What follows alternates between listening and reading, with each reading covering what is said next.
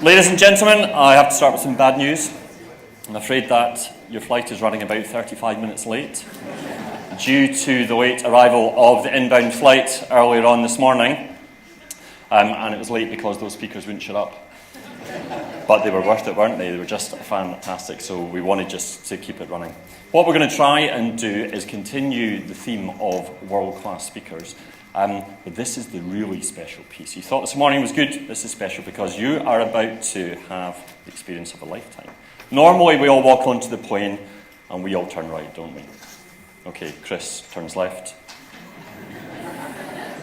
Bob turns left to sit down just behind Jim McCall. We know that's how it works. We are all going to briefly run into the first class cabin. We are going to experience the world of luxury brands, luxury service, luxury. We've got three great speakers. We're going to hear from Ron McCulloch, from Brian Duffy and Karen Marshall. And purely in the interest of time, we're going to allow the three presentations to run one after the other with really short intros, and we'll try and get Q&A at the end. Really want to do that, and we won't if we don't quite have enough time, but we'll try and do Q&As at the end. We're going to hear about brands like Rolex and Patek, about the Bridge of Weir leather company who are providing leather for Aston Martins. The dream of James Bond is not dead. And we're going to start with a short video from Karen from Bridge of Weir leather company. And I'm particularly looking forward to hearing this story because one of the selling points of the business is that they run a low carbon or carbon capture part of the business. And as a vet, I know that cows produce a lot of greenhouse gases. So I can't wait to find out how Karen has managed to make a business out of stopping cows from farting. Let's find out.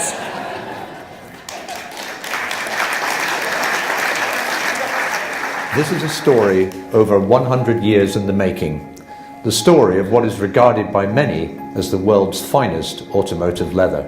Established in 1905 by my grandfather, Arthur Muirhead, Bridge of Weir today is the oldest independent automotive leather manufacturer in the world and is still in the same family ownership. We are located in beautiful countryside on the outskirts of Glasgow, Scotland's largest city. Our leather-making skills have a family heritage that goes back to 1758. Wherever there have been advances in motoring, furniture and travel, Bridge of Weir has been at the forefront of some of the most iconic and game-changing products of the last century. We have some of the softest water in the world, and it's no surprise that much of the finest whiskey is made here. We use this same water in our leather production. This part of the world is also home to a number of renowned heritage cattle breeds, and this is where our finest hides are sourced. These cattle experience fine grazing, expansive and available farmland, clean air, and very high standards of animal husbandry and welfare. There is an alchemy to leather making. It results from the optimum blend of the highest technology and hand craftsmanship, a formula over 100 years in the making. Our leather is split, tanned, shaved, dyed, dried, milled and cut, all from the very highest selection standard. We pride ourselves on being at the forefront of innovation and technology. That's why we partner with some of the leading centers of design and leather technology learning in the world.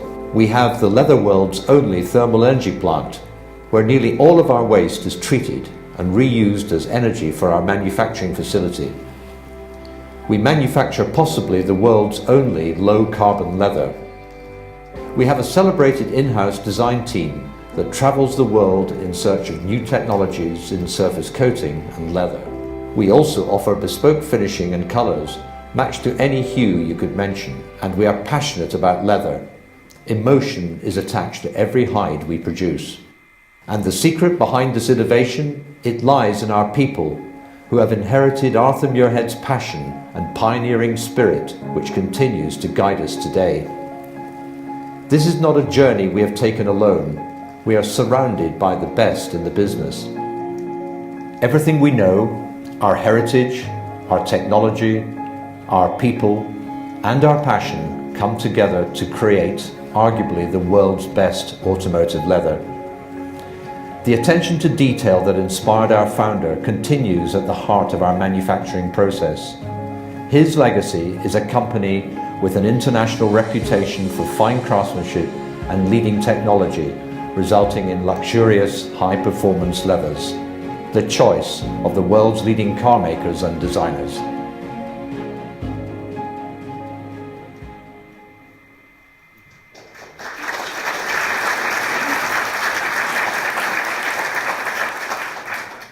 Good afternoon, everyone. Like Mike, Logie, I have never done this before, so thank you to Mr. Roy McGregor for putting me out of my comfort zone, but I've enjoyed the mornings so much. I'm sure you'll all be kind to me, and hopefully I won't let Scotland down. We've had a missed marketing opportunity. Had I known that we were going to be aircraft seats, we would have had them retrimmed in Bridge of Weir leather. But I have had quite a close examination of them, and I do believe that they actually would have been made, if they really were British Airways seats, they would have been made by our sister company, Muirheads in East End of Glasgow, and it's Caledonian blue as actual leather, so yeah. And Brian Duffy was telling me that he had flown in Concorde, and Concorde, of course, had Bridge of Weir leather in it.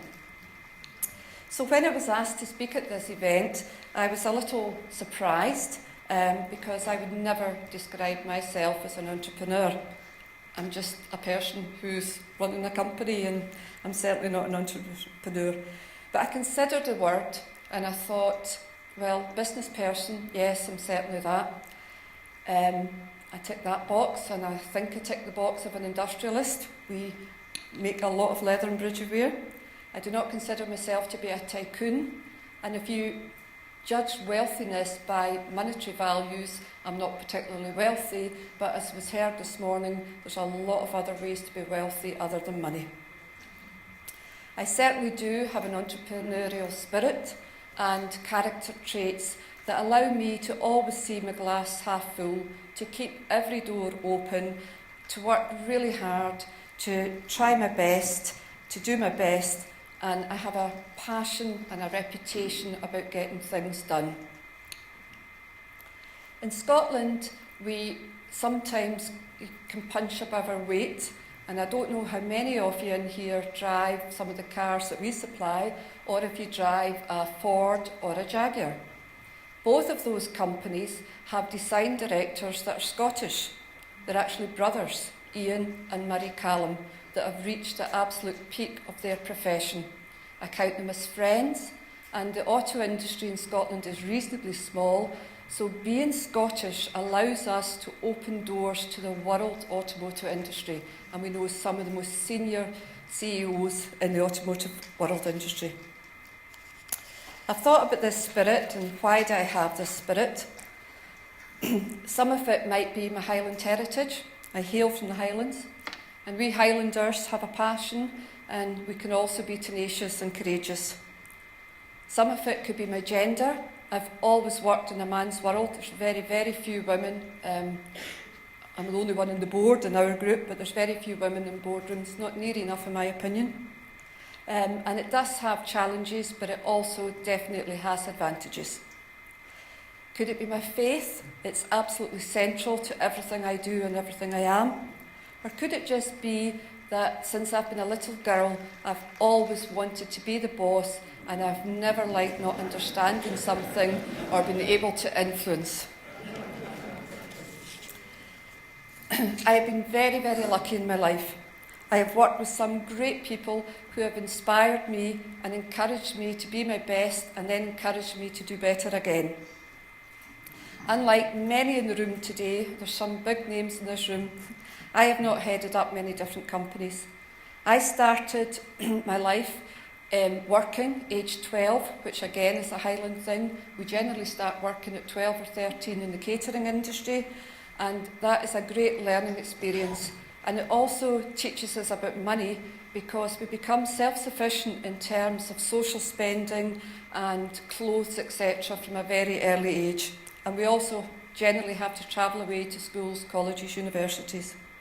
But having completed my management studies, I went into engineering in Glasgow, right on the Clyde, where incidentally I met my husband. I started there on the shop floor as a cost clerk, and I was clocking the men on and off jobs. I loved it because I was the first person in the know, always to know that the estimating department had underestimated what the men had clocked on the jobs. I also remember there getting into trouble one day. This is an example of when I get things done. There was a lorry to be loaded for France, and it was really urgent, and there was nobody about. It was probably a Friday afternoon of those days, and the guys all went to the pub at 1 o'clock and didn't come back till 3 o'clock. But anyway, I jumped in the forklift truck and I started to load this lorry. That was the days before health and safety. I then went into advertising, and I had my first directorship when I was in my mid-20s. It was a completely different environment, but one that I loved and one that there was a learning into. I remember being absolutely devastated when that company closed, and there I was, aged 31, married. We had 2 young children, one was just a baby. Mortgage rates, for those of you as old as me, were at 12+%. We had just moved into our semi-detached house, and no job. Being a woman, I went home and cried for 24 hours. That's the EQ in me, and I actually believe that EQ is just as important as IQ. The next 24 hours I prayed. Then I got off my butt and I got a job. But that job only lasted 6 weeks because in the intervening period I was interviewed and subsequently appointed and joined Bridge of Weir Leather Company. And that's where I've remained for the last 25 years. It has truly been a privilege for me to work with such a great company for 25 years. It is a great heritage. Our current chairman, Jonathan Muirhead, who has just been awarded an OBE Christmas Honours, is 6th generation. Our sales director, Jamie Davidson, is 7th generation, and we have an 8th generation as a young graduate. As Jonathan, as you saw in the film, it's family owned, founded in 1905, with links going back to 1758. So we've been supplying leather for 110 years to the automotive industry. We started with Ford way back then. We're wholly owned by Scottish Leather Group, which is a group of 5 companies. 2 at Bridge of Weir, our tanning company, NCT, Bridge of Weir Leather. We have Langs and Paisley. We have Andrew Muirhead, who specialises in aviation out in the East End of Glasgow, and we have a technology company. I also sit on the board of the parent company, Scottish Leather Group. I knew the day of my interview that Bridge of Weir Leather Company was a company for me. They had the same village culture, the same family values, the same people importance. And at Bridge of Weir, there are always generations of mothers and fathers and sons and daughters working together. And even now, when we're a big company and we employ quite a few nationalities, we still have family members in the company, on the shop floor and on the boards.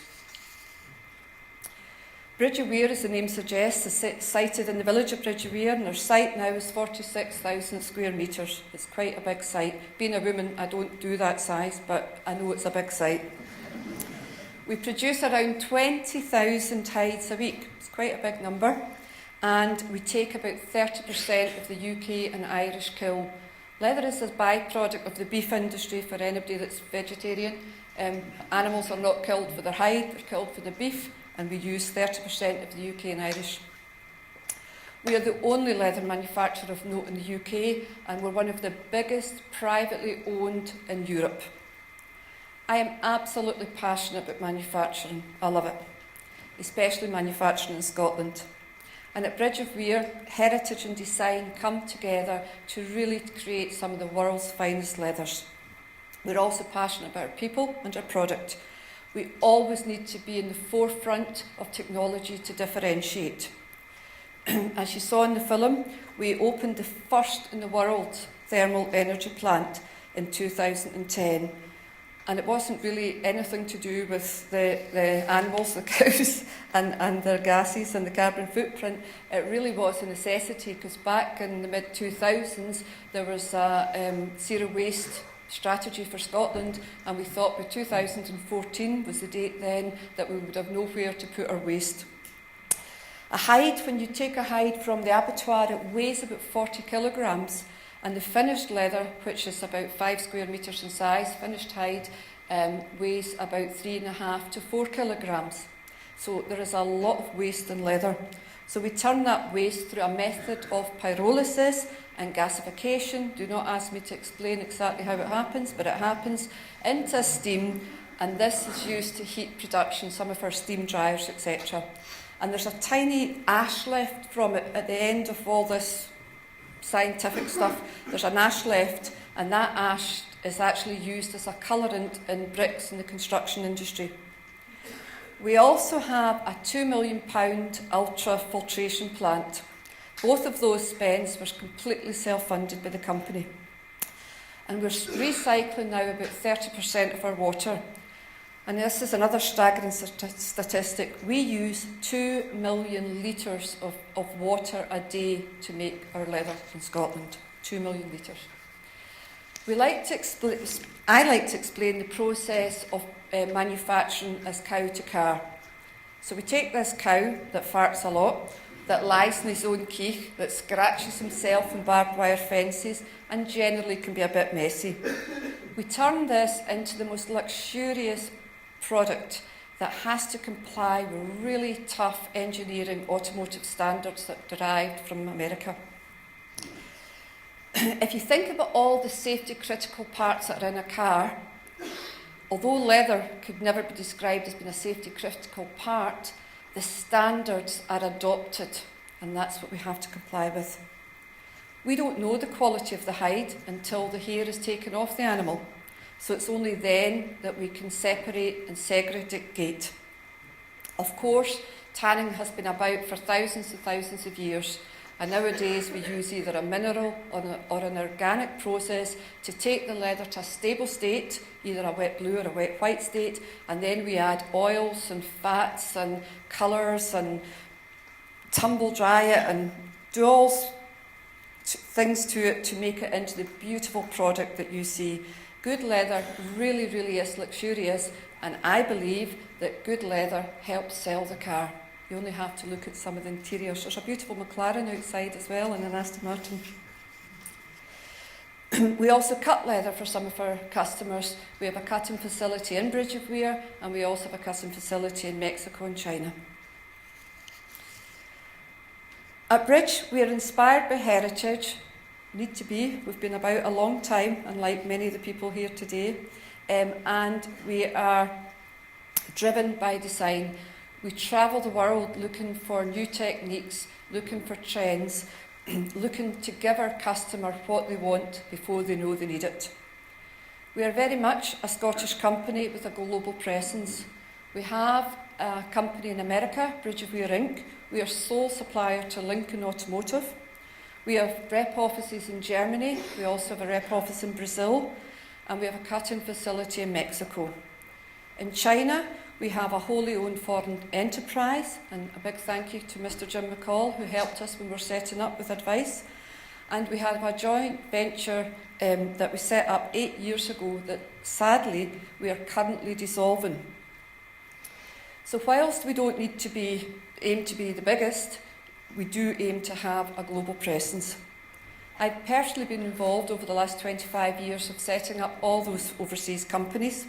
And to me, it's a huge personal disappointment that our Chinese joint venture has not worked out as we had planned.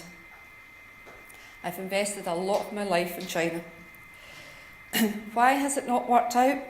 Well, the China automotive industry is perhaps not as mature as the North American or the European. Although it has huge potential, China manufactures about 24 million cars a year, and the last couple of years has had growth rates in 8%, but prior to that it was in double figures.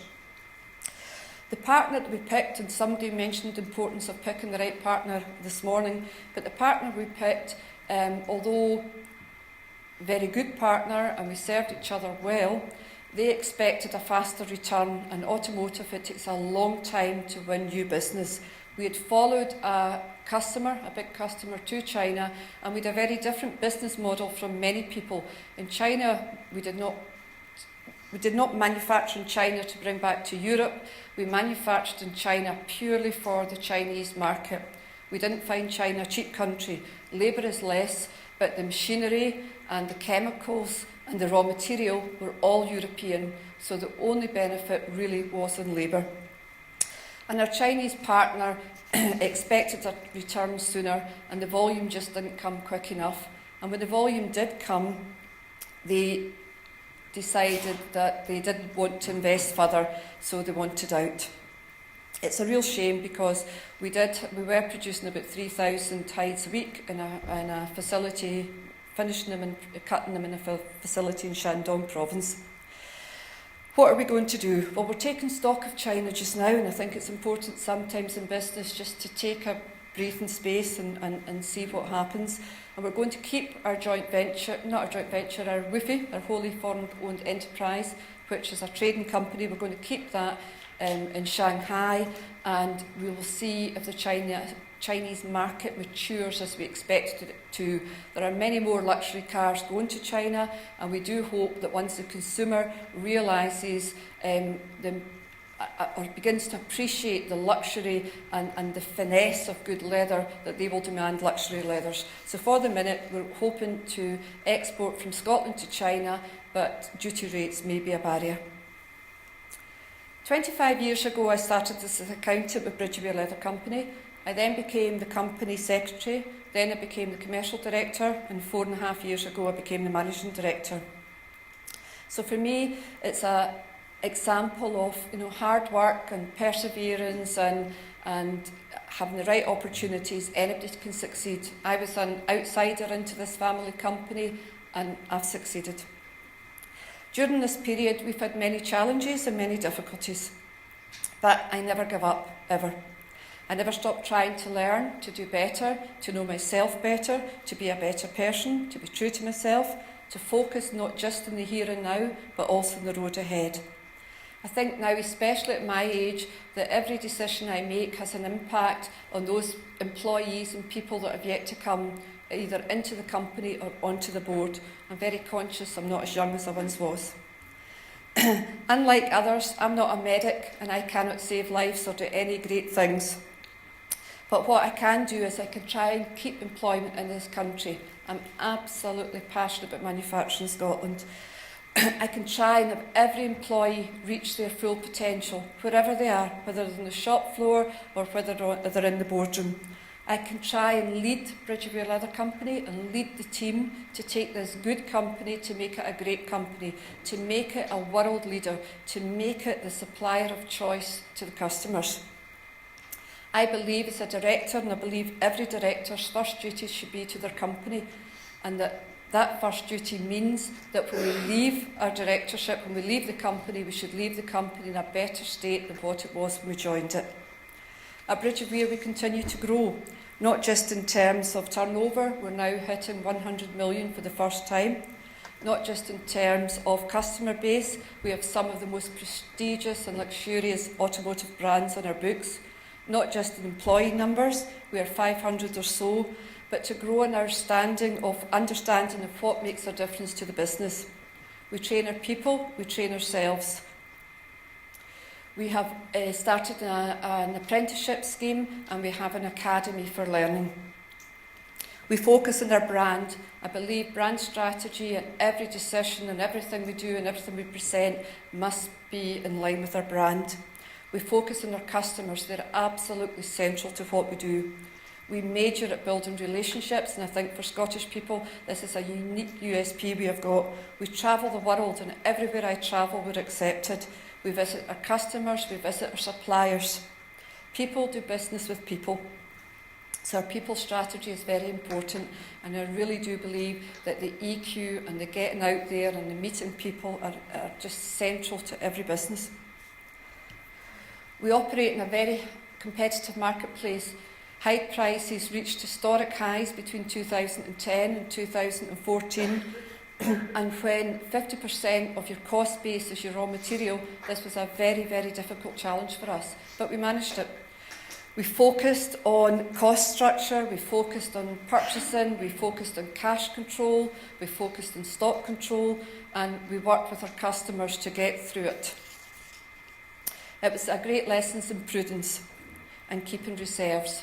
Because as sure as anything, hard times and bad times will hit every business, and when they do, I believe it's better to be in control of your own balance sheet. especially when bank managers don't make the decisions anymore. We spoke about that this morning as well. Another challenge we have is currency. We export to around 80% of our turnover in currency, both euros and dollars. We're also a very capital-intensive company, as I'm sure the film showed. Our competitors are all manufacturing in low-cost countries. We can't compete with the low-cost countries, but we do have our USP in our leather and in our Scottish water and our production. So to remain in Scotland, we must always strive to differentiate. We must always strive to do things better, to innovate, to make the best use of our raw material, to gain a competitive edge through our product and our people. Finally, I've not really said very much about my personal life, but my family, especially my 4 beautiful granddaughters, and the youngest has used your products. My football, all I need to say is I was at Hampden on Sunday, as well as the Highlands are my passion. I've had some wonderful experiences working for the company and travelling whilst in business, and some less so. 2 of my stories are quite topical, although I didn't know it when I wrote this. I once had my head split open with a bookend, a marble bookend that fell out of a top box in an aeroplane. So when the air stewardess, and it wasn't my bookend, it was somebody else's. So when the air stewardess says, open the top box carefully, open it carefully. I was on my way to see a customer in Portugal and I carried on, but with a massive smash in my head. I was grounded in Shanghai when the ash cloud hit, and I was actually travelling with a very nervous flyer. After a couple of days, they rerouted us through America. We were meant to go America, Shannon, Dublin, Glasgow, but sure as anything, we circumvented the globe, and by the time we got to New York, the flipping ash cloud had moved, and we got stuck there for 5 days. I thought, well, I've never been in New York, so I may as well buy a pass and do upstate and downstate and everything else and did all the sites. I was threatened in Thailand many years ago for daring to put a customer in stop. This guy had me up against the wall, and I said, am I meant to be frightened of you?